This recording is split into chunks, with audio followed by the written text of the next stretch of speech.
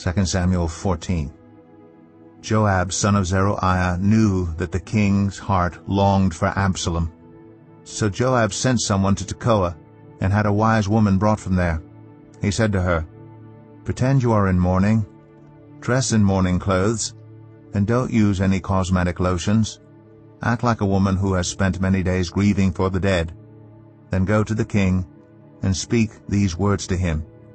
And Joab put the words in her mouth. When the woman from Tekoa went to the king, she fell with her face to the ground to pay him honor, and she said, "Help me, your majesty." The king asked her, "What is troubling you?" She said, "I am a widow. My husband is dead. I, your servant, had 2 sons. They got into a fight with each other in the field, and no one was there to separate them. One struck the other and killed him. Now the whole clan has risen up against your servant. They say, 'Hand over the one who struck his brother down, so that we may put him to death for the life of his brother whom he killed.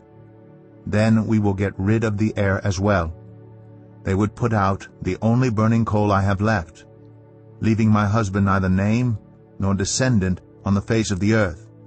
The king said to the woman, "Go home, and I will issue an order in your behalf."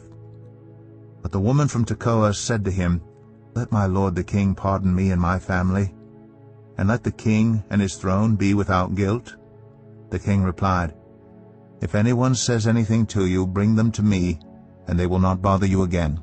She said, "Then let the king invoke the Lord his God to prevent the avenger of blood from adding to the destruction, so that my son will not be destroyed. As surely as the Lord lives," he said, "not one hair of your son's head will fall to the ground." Then the woman said, "Let your servant speak a word to my lord the king." "Speak," he replied.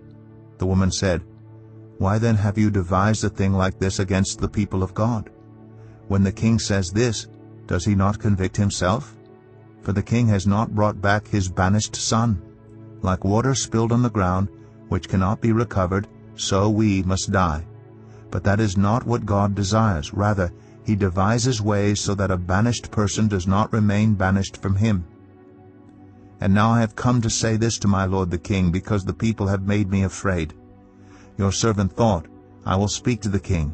Perhaps he will grant his servant's request. Perhaps the king will agree to deliver his servant from the hand of the man who is trying to cut off both me and my son from God's inheritance. And now your servant says, May the word of my lord the king secure my inheritance. For my lord the king is like an angel of God in discerning good and evil. May the Lord your God be with you." Then the king said to the woman, "Don't keep from me the answer to what I'm going to ask you." "Let my lord the king speak," the woman said. The king asked, "Isn't the hand of Joab with you in all this?" The woman answered, "As surely as you live, my lord the king, no one can turn to the right or to the left from anything my lord the king says. Yes, it was your servant Joab who instructed me to do this, and who put all these words into the mouth of your servant. Your servant Joab did this to change the present situation. My lord has wisdom like that of an angel of God. He knows everything that happens in the land." The king said to Joab, "Very well, I will do it. Go, bring back the young man Absalom." Joab fell with his face to the ground to pay him honor, and he blessed the king.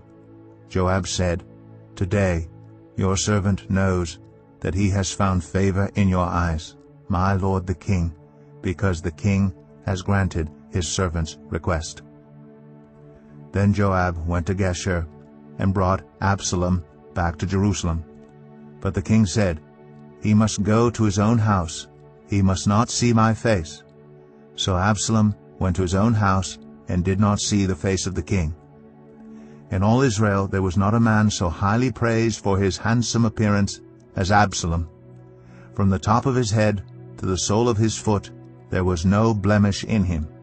Whenever he cut the hair of his head, he used to cut his hair once a year because it became too heavy for him. He would weigh it, and its weight was 200 shekels by the royal standard. 3 sons and a daughter were born to Absalom. His daughter's name was Tamar, and she became a beautiful woman. Absalom lived 2 years in Jerusalem without seeing the king's face. Then Absalom sent for Joab in order to send him to the king, but Joab refused to come to him. So he sent a second time, but he refused to come. Then he said to his servants, "Look, Joab's field is next to mine, and he has barley there. Go and set it on fire." So Absalom's servants set the field on fire. Then Joab did go to Absalom's house, and he said to him, "Why have your servants set my field on fire?" Absalom said to Joab, "Look, I sent word to you and said, 'Come here so I can send you to the king to ask, why have I come from Geshur? It would be better for me if I were still there. Now then, I want to see the king's face. And if I'm guilty of anything, let him put me to death.'" So Joab went to the king and told him this. Then the king summoned Absalom, and he came in and bowed down with his face to the ground before the king, and the king kissed Absalom.